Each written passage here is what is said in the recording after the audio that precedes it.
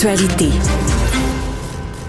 Alors Alexandre, c'est jour de rentrée parlementaire à Québec et curieusement, les journalistes vont quasiment être plus tournés vers des députés indépendants que vers les chefs de parti. Bien, ils commencent à être nombreux, là, les députés indépendants. Là, ils sont plus nombreux que certaines formations politiques à l'Assemblée nationale. Là. Si on les compte, bien sûr, en un seul groupe. Alors, bien sûr, on va surveiller Marois Risky, on va surveiller aussi Lionel Carman. Dans le cas de Marois Risky, 24 heures avant son arrivée, donc son retour à l'Assemblée nationale pour siéger, on a pris connaissance de ce qu'il y avait à l'intérieur, donc, de sa défense, là, sa version des faits dans toute la saga qui l'oppose à son ex-chef de cabinet, Geneviève Hintz. Dans sa défense en cours, Marois Risky affirme que son ex-chef de cabinet lui a menti, lui a caché des choses en lien avec du financement partisan. Dans une défense de 120 paragraphes, on peut lire, entre autres, que Pablo Rodriguez aurait demandé d'utiliser des ressources de l'Assemblée nationale à des fins partisanes. Lui, il a toujours dit qu'il n'était pas au courant de rien, qu'il n'avait pas rien demandé. Alors, est-ce qu'il va réagir? Des activités partisanes aussi se seraient tenues dans le bureau de circonscription de la députée de Chomédé, Sona Lakoyan. Et là, on peut lire, il y avait du cash, beaucoup de gens, des cartes de membres du Parti libéral du Québec. Et Marois Risky prétend aussi, dans les faits saillants de ces documents, que Geneviève Hintz voulait exploiter les zones grises des règles d'éthique pour pouvoir payer du personnel avec les fonds de l'Assemblée nationale. Geneviève Hintz, qui est sortie publiquement hier, d'ailleurs, dans une déclaration pour nier tout ça, là, a publié là, un démenti. Pour ce qui est de Lionel Carman, c'est qu'il a accordé une longue entrevue au Devoir. Et c'est intéressant, il brise le silence sur son départ fracassant de la CAQ avant Noël, parle d'une situation qui était devenue intenable, qu'il était forcé de défendre un projet de loi sur les médecins, un projet de loi qui n'avait pas de bon sens. C'est une situation qui a bouleversé sa famille, qui a failli briser aussi sa relation d'amitié avec François Legault. On se souviendra que la fille de Lionel Carman, qui est elle-même médecin aussi, avait publié dans Le Devoir une longue lettre pour dénoncer le fameux projet de loi 2 à l'époque, disait qu'elle songeait même quitter le Québec. Dans le cas de Lionel Carman, oui, il dit « J'ai évité le Salon Rouge lors de l'adoption sous bâillon de ce projet de loi 2 ». Qu'à l'interne, il avait essayé de lever des drapeaux rouges, mais à chaque fois, on disait « Ah ben, t'es médecin spécialiste, t'as un billet », ne s'est pas senti écouté à l'intérieur du caucus de la CAQ. Et dans le cas de Lionel Carman, il est revenu sur sa relation avec François Legault, là, en disant, doucement, j'ai repris contact avec lui depuis. Je lui ai envoyé un texto, entre autres, lui disant qu'on est encore amis, que je l'aime, mais que j'avais l'impression de ne plus être écouté à l'intérieur de la CAQ. Se dit encore caquiste, hein? A l'intention de suivre la course à la chefferie. Il entend voter, mais n'a pas l'intention de se prononcer. Mais en fait, la question demeure, est-ce qu'il pourrait revenir au caucus, là, advenant qu'il y a un règlement avec les médecins spécialistes? François Legault avait ouvert la porte, mais c'est plus lui qui va être en charge d'ici avril. Passe d'armes entre Christine Fréchette et Bernard Drinville sur l'establishment ou l'appui de l'establishment. C'est vrai que ça commence à brasser un peu. Là, ça commence à être intéressant. Dans le cas de Christine Fréchette, elle a riposté à Bernard Drinville en lui reprochant de manquer de rigueur, là, en colportant qu'elle aurait été prévenue d'avance du départ de François Legault, ce qu'elle nie fermement, mais c'est une rumeur qui persiste quand même. Elle était à Rivière-du-Loup hier et elle a affirmé être très déçue que Bernard Drinville utilise ce type d'informations-là pour expliquer qu'il soit en retard dans la course, a même fait référence à son passé de journaliste en disant la rigueur, c'est important quand même. Là, je la paraphrase. Et pour les acheteurs d'une propriété, là, on parle souvent de la fameuse taxe de bienvenue, c'est quand même pas rien là, dans un contexte où c'est quand même là, dénoncé. Christine Fréchette a commenté cette situation-là et elle a dit, entre autres, comme engagement, elle promet qu'un gouvernement Fréchette rembourserait une partie significative de la taxe de bienvenue facturée par les municipalités aux premiers acheteurs d'une propriété. Question de leur permettre de respirer un petit peu. Oui. Engagement, pas le même, là, mais aussi la taxe de bienvenue qui avait touché Éric Duhem la veille. Là. C'est comme... c'est drôle parce que la taxe de bienvenue est là. On s'en plaint depuis des années. On s'en plaint pas parce que la taxe a changé. parce que le prix des maisons a radicalement changé. Et donc, ça fait des entrées de fonds aux municipalités, mais complètement hors norme. Donc, tout à coup, deux élus, là, un chef de parti puis une aspirante chef de parti qui touchent le même sujet. D'ailleurs, on va faire notre tribune téléphonique tout à l'heure là-dessus, là, sur la taxe des bienvenus. Est-ce que vous en avez payé récemment? Est-ce que vous trouvez que c'est justifié? Je sais que les villes vont dire on a besoin de cet argent-là, mais on veut savoir ce que vous en... Qu'est-ce que vous voyez? Est-ce qu'il faudrait qu'on diminue les taux? Est-ce qu'il faudrait qu'on l'abolisse? Est-ce qu'il faudrait, là, on semble dans le cas de Mme Fréchette, peut-être parler de remboursement. Les villes, ce qu'ils sont en train de faire, c'est de dire au moins ne pas la payer toute d'un coup, là, pouvoir l'étaler sur une certaine période. Alors, comment vous voyez la taxe de bienvenue dans le contexte quand même d'une difficulté d'avoir accès à la propriété? Tout à l'heure, Benoît élargissait même le sujet au taux des... combien ça coûte pour les courtiers immobiliers. Les commissions. Ouais. Mais c'est parce que c'est quand tu additionnes la commission, le notaire, les frais de tout, puis c'est un certificat. T'as le goût de louer. Tu peux le dire? Ben oui, c'est-à-dire que c'est plusieurs dépenses qui arrivent en même temps. Puis souvent, il y a un frais de déménagement. Il faut que tu payes le déménageur, faut que tu payes des... Tu refais un peu à déco. Faut que tu payes, c'est des fois même juste les stores, les rideaux, un vieux tapis à changer, etc. Donc, l'accès à une propriété, le déménagement, là, ça coûte cher. Puis là, la taxe de bienvenue, c'est décrit comme l'espèce de cerise pourrie sur le Sunday qui s'ajoute à la dernière minute. Il y a des milliers de Québécois qui vont être pris en charge par des GMF. Oui, parce que depuis l'entente qui a été conclue entre Québec et les médecins de famille, là, souvenez-vous, ça avait passé avant le temps des fêtes, il y avait un engagement, là, une prise en charge de 500 000 patients d'ici le 30 juin. Eh bien là, il y a déjà 75 000 Québécois qui ont été pris en charge par un groupe de médecine familiale. C'est une lettre qui a été envoyée par la Régie de l'assurance maladie, donc un courrier aux personnes concernées où on explique que c'est une situation qui est attribuable à la demande du ministère de la Santé qui a été faite, effectivement. Alors, c'est... par contre, il faut comprendre que c'est un GMF qui prend en charge les gens. Là. C'est pas nécessairement... un médecin. Alors, on donne accès à des soins. C'est dit dans la lettre comme ça. C'est spécifié. Prise en charge exact. par un ça GMF. dit, je vous cite deux lignes, là.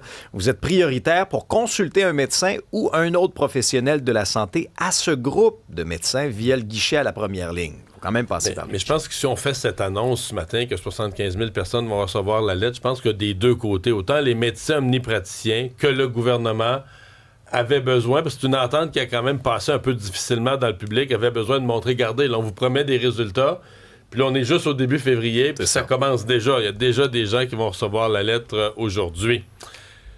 Tu nous parles d'une pièce de théâtre au Rideau Vert. Oui, c'est une réadaptation de Michel Tremblay, là, À un toi classique. pour toujours, un grand classique. Ça fait 10 fois là, qu'il la refont, mais qui est toujours d'actualité. À toi pour toujours, Tamarilou, où ça parle de violence conjugale, de santé mentale, de féminicide. La pièce commence quand Manon et Carmen se retrouvent 10 ans après le décès de leurs parents qui sont décédés de façon tragique. Donc, c'est Catherine Paquin-Béchard et Rosanne Derry qui incarnent les enfants. Puis les parents, Léopold, le père violent alcoolique, c'est Michel Charret, avec Madeleine Péloquin, ou pour ceux qui écoutent Dumas, Geneviève Allard. Donc, les parents et les enfants vont cohabiter, les quatre sur la scène, mais à deux époques différentes. Donc, ça va ajouter le rythme au théâtre du Rideau Vert. C'est une pièce qui est très poignante, où chaque personne a sa raison d'être et de dire ce qu'il a à dire, puis c'est au public de décider quelle version il adhère. Donc, c'est présenté jusqu'au 28 février au théâtre du Rideau Vert. Mais c'est pas pour rien que cette pièce-là perdure et qu'on en est à la 10e adaptation. C'est Henri Chassé qui en fait la mise en scène. Ouais, c'est des... C'est poignant. Les textes de Tremblay, quand même, c'est facile de leur donner plusieurs vies. Regarde, les Belles-Sœurs, c'est exceptionnel. Mais ça vieillit tout pas. puis tout ce qu'on a fait, là, comme relecture en comédie musicale et autres. C'est comme si c'était cristané à chaque fois. Ouais, ça reste très actuel. Météo? Bien, météo, là, c'est une belle semaine. Quoi qu'en disent les marmottes hier, là, c'est vraiment beau. Moins 6 comme maximum aujourd'hui avec du soleil. Il pourrait y avoir de la neige ce soir, cette nuit, demain. On reste dans une superbe stabilité des températures comme ça, toujours avec du moins 5. Mais ça chute, ça drop, comme on dit par chez nous, samedi. Là, il faut ressortir notre crémone puis tout ça, là. Ça sera pas chaud. Tribune téléphonique, donc on se parle de taxes de bienvenue. Est-ce que vous... peut-être que vous l'avez, si vous avez fait une transaction récemment, vous l'avez payé. Comment vous vous êtes senti? Je dois avouer que moi, avant toute chose, il faut que je fasse ma théorie sur la taxe de bienvenue puis un peu l'historique. Parce que ça a été mis, ça s'appelle droit de mutation, le vrai nom, ça a été mis en place dans les années 70. En passant, bienvenue, c'est le nom du ministre, là. C'est le nom de quelqu'un. Mais ça aurait été le fun que ce soit Godin, mettons. Ouais, Jean Bienvenu. Oui, parce que il était jamais capable de l'expliquer aux gens. Tout le monde pense que ça veut dire bienvenue chez vous. Bienvenue dans votre nouvelle ville. Puis on te souhaite la bienvenue avec une taxe. Là. Mais c'est pas ça. C'est le nom du ministre des Affaires municipales, je pense, de l'époque. Le point, c'est que l'idée, au départ, c'était de dire déménager, ça coûte quelque chose à la ville. Puis, si vous regardez les pourcentages, puis qui n'ont pas été beaucoup indexés dans l'année, au départ, les maisons, là, dans les années 70, je pense que ça a été mis en place en 72, 13, 14, je ne me souviens plus. Mais tu sais, pour vrai, les gens achetaient une maison pour 12 000 $, 15 000 $, 18 000 $, 20 000 $. Ouais. Mais là, tu faisais un pourcentage, tu payais quelques centaines de dollars, là. Ben là, 500 000. C'est plus pareil. Mais donc, c'était de dire... Ça coûte quelque chose de déménager. Il faut que la ville, le trouble de la ville, ne serait-ce que de rentrer dans les registres, qu'à l'adresse numéro 222 rue du Beau-Boulot, ben là, tu changes le nom, puis tout ça, puis que... Fait que c'était comme dire, regarde, tu déménages dans la ville, là, c'est comme, il y a un tracas administratif pour faire le changement d'adresse à la ville, tout ça, puis on va te charger quelque chose pour ça. Bon. Mais là... Si c'était 200 $. Mais là, quand tu charges aux gens, aujourd'hui, sur le prix des maisons, des 8 000, 12 000... 15 000, bien évidemment, dans les plus grosses maisons, tu vas monter dans les 20, 30, 40, des maisons très chères, mais tu t'attends un peu, là. Puis là, c'est comme... Tu charges-tu 12 000 $ à quelqu'un pour changer son... Puis là, depuis ce temps-là, l'informatique est arrivée. Là. C'est toi qui changes toutes tes adresses aujourd'hui? Oui, mais même pour la ville, je veux dire... Fait que là, tu te dis, OK, les droits de mutation, exactement de quoi, là? Qu'est-ce que ça coûte vraiment à la ville, là, un déménagement? Donc, c'est devenu pour les villes une vache à lait, une source de revenus. Je sais que les villes vont dire, bon, on n'a pas assez de sources de revenus, on a juste la taxe foncière. Mais c'est devenu une taxe qui frappe les gens au pire moment de leur vie. Là. Au moment où tu veux abattre pour les gens qui ne sont pas propriétaires. Là. Tu veux avoir accès à la propriété, ta première propriété. Là. Et là, bon, là, tu t'étires, OK, ça va être ça mon cash down. Mise de fonds, puis là, je peux-tu gratter ça? Mise de fonds. Puis là, au moment où tu as tout ça, puis là, faut que tu payes ton déménagement, puis ton camion, puis ton notaire, puis tout ça, on t'assomme avec un 10 000 de plus. Mais c'est épouvantable. Surtout que ça arrive tout en même temps. Là. Bienvenue, les taxes municipales, les taxes scolaires. Tu as tout ça quand tu rentres dans ta première acquisition. Là. Ça te donne moins le goût d'acheter. C'est pour ça que je vous fais un peu l'historique pour voir ce que c'est devenu aujourd'hui. Il y a Jérôme qui est en ligne. Bonjour, Jérôme. Oui, bonjour, M. Dumont, ça va bien? Très bien. Vous pensez quoi de la taxe de bienvenue, vous?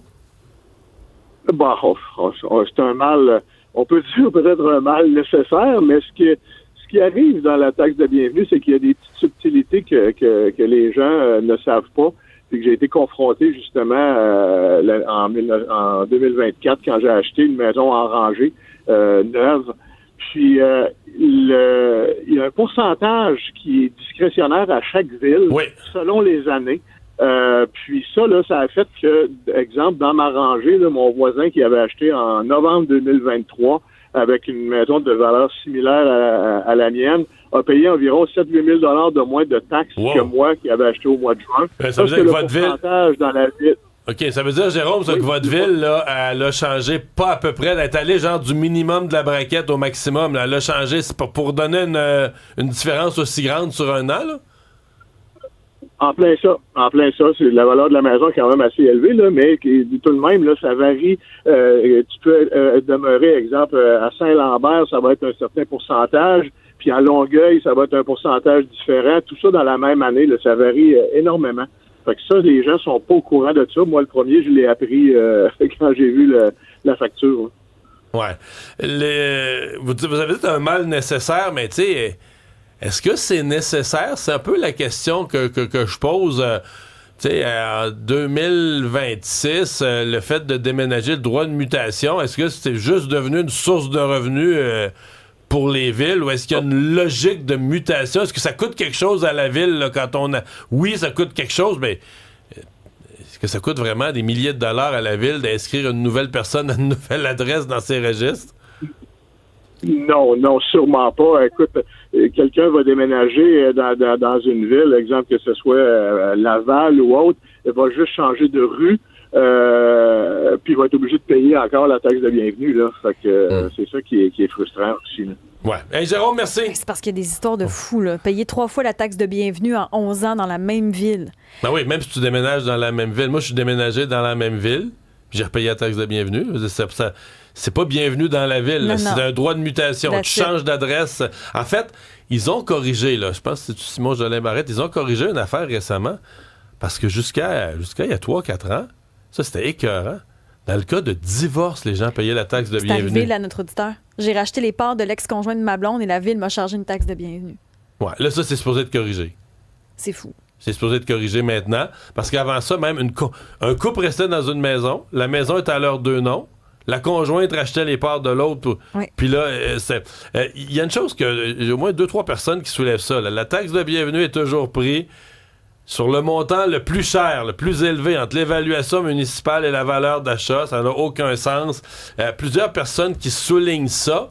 Ça aussi, c'est un point intéressant parce que je comprends la logique. Les gens veulent, les municipalités veulent pas, exemple, si une personne vendait à rabais, un peu comme à la SAC, là, tu sais. Ouais. Tu vends à rabais puis t'en passes une pile de cash en dessous de la table, pas payer la taxe de bienvenue.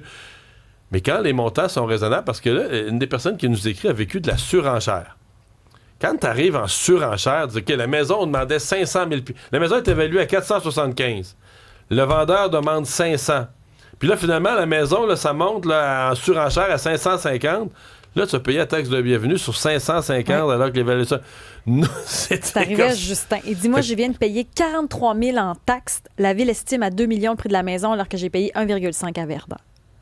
Donc, c'est ça. Donc, paye sur le montant. C'est la même Évalué. chose. Le plus élevé des deux. Il y a quelqu'un qui nous a écrit, ils me feront pas brailler. C'est Mike. Mike, il dit, hey, t'as les moyens de t'acheter une maison à 500 000, ils me feront pas brailler avec la taxe de bienvenue. Parce que là, Mike, je sais pas si vous connaissez le marché à Montréal, là, mais même en banlieue, même en deuxième banlieue de Montréal, présentement, à 500 000, t'as presque plus rien, là. Tu vas avoir des petites maisons qui ont besoin de beaucoup de travaux, Oui. mais t'as presque plus rien, là, avec 500 000. Et c'est ça qui fait que les taux de taxes de bienvenue, parce que les taxes de bienvenue, c'est le premier 50 000. C'est parce qu'à Montréal, 50 000, ça n'existe plus. Rien. Puis après ça, de 60 000, mais c'est parce que t'as tes chiffres, là, en partant ta table, là, faudrait que tu la revoies à dire, OK, maintenant, on commence à compter le premier 200 000, puis après ça, 200 à 500, puis plus de 500. La table n'est plus adaptée au prix des maisons de 2026. Puis là, Isabelle, elle, ce qu'elle dit, c'est que les villes font de plus en plus de dépenses, augmentent leur déficit, se sont habituées à recevoir ce type d'argent-là. Fait que là, si on réduit les taxes, est-ce qu'on va réduire dans les services? Les villes vont dire on n'a plus d'argent, c'est sûr. Il y a Félix. Oh, intéressant le cas de Félix. Bonjour, Félix. Salut Mario. Ouais, Ben, racontez-nous monsieur ça, Dumont, vous, c'est spécial si je comprends bien votre cas. Vous pouvez dire Mario, ça me dérange pas. Ouais, c'est spécial votre cas à vous, là. Ouais, ben dans le fond, c'est juste pour illustrer un autre point. Nous autres, dans le fond, ma copine Solène et moi, on est allés à Occupation Double, on a gagné un chalet, OK, dans la région de Brownsburg-Chatham, la Ouais. ville de Brownsburg. Puis, au final, on passe au notaire en septembre, en début septembre, OK? Puis, on n'a toujours pas, 5 mois plus tard, de signe de vie de la ville par rapport à c'est quoi exactement le montant qu'on doit. Fait que quand que le monde questionne la nécessité de la taxe de bienvenue, moi, je me demande si la ville ne vient même pas te collecter. À quel point c'est Ouais, réellement vous oublieront nécessaire. pas. tu sais. Je resterai Non, confiant. j'en doute, Et vous oublieront pas. j'en doute. Mais là, J'en doute pas qu'ils l'oublieront pas, mais il n'y a aucune entité qui fait du sens économiquement qui vient pas se collecter le plus comprends. rapidement Non, possible. je fais des farces, mais je comprends très bien votre point s'il y avait vraiment besoin de cet argent-là. Par contre, vous dites, vous avez gagné un chalet, mais on vous charge quand même la taxe de bienvenue. Là. C'est vous qui allez la payer. Oui, on va en payer, c'est certain. C'est sûr Sur la qu'on va valeur, sur la valeur de la maison, du chalet. payer. Oui. Puis là, fait intéressant, ça va être la valeur qui était parlée à l'écran, c'était 450 000, mais la valeur réelle, ça reste à voir. Puis en plus, qu'on est repassé une deuxième fois au notaire en janvier pour vendre la propriété à 300 000, à peu près à 299 000 dans le fond. Je comprends. Ouf. Hey, mais Félix, merci de nous avoir appelés. Au revoir. Bonne chance. Il y a Justin qui vient de faire quand même un assez gros achat. Bonjour, Justin. Bonjour. Alors, vous l'avez vécu cruellement, là, ce que je racontais tantôt, la frustration qu'on paye toujours le plus gros des deux montants entre la valeur d'évaluation et la valeur payée, là. Exactement. Puis, en plus, on vient de recevoir l'augmentation. La Ville évalue notre maison à 2,2 millions, mais elle est restée 2 ans sur le marché. Personne ne l'a acheté à 2,4. Ils l'ont baissé à 1,5. On l'a acheté à 1,5. Puis, on peut pas contester la taxe de bienvenue. Il aurait fallu passer après le 1er janvier au notaire pour pouvoir être capable de contester au nouveau rôle triennal la propriété. Alors là, on est obligé de payer alors que c'est surévalué de 25-30% à la Ville. Votre cas est bien intéressant. Donc, une maison surévaluée, à ce prix-là, elle se vendait pas, ce qui est quand même un bon test sur le marché que ça vaut pas ça. Personne n'est prêt à le payer. Mais vous, votre taxe de bienvenue va être calculée sur un montant surévalué. Exactement. C'est pas contestable. Selon la Ville de Montréal. Là. Ah non, c'est ça. Il n'y a aucune contestation possible. Ça fait quand même... c'est quand même, mettons, sur ce genre de montant de transaction-là, ce qu'on finit par payer en taxe de bienvenue, c'est complètement débile, les montants, là. Ben, je vois pas l'avantage. Ben, pas l'avantage, mais ce que la Ville reçoit, là, la taxe de bienvenue, c'est un énorme montant. La propriété, changer les titres ou autres, c'est pas plus difficile qu'une maison à 500 000. Je veux dire, il n'y a pas plus de travail. Eh bien, Justin, merci de nous avoir appelés. Mario, cette histoire-là, ça n'a pas de maudit bon sens. Au sujet de la fameuse taxe de bienvenue, ma tante a hérité du chalet de sa sœur. Elle a payé la taxe. Elle est décédée 6 mois plus tard. La succession a payé la taxe. Ma cousine a acheté de la succession. Elle a encore payé cette taxe. Plus lentement. Au sujet de la fameuse taxe de bienvenue. Ma tante a hérité du chalet de sa sœur. Donc, la tante hérite du chalet de sa sœur. La tante, en héritant, paye la taxe de bienvenue sur le montant du chalet. Elle est décédée 6 mois plus tard. La succession devient propriétaire, paye la taxe de bienvenue. Ma cousine a acheté de la succession. Elle a encore payé une taxe à la municipalité de Saint-Anicet. Ça fait... La municipalité reçoit 4 fois le montant de la taxe de bienvenue. À plus de 30 000 avec ce chalet. C'est épouvantable. Ouais, mais c'est ça. C'est un bel exemple de l'aberration, mais c'est exactement... c'est ça. Bon.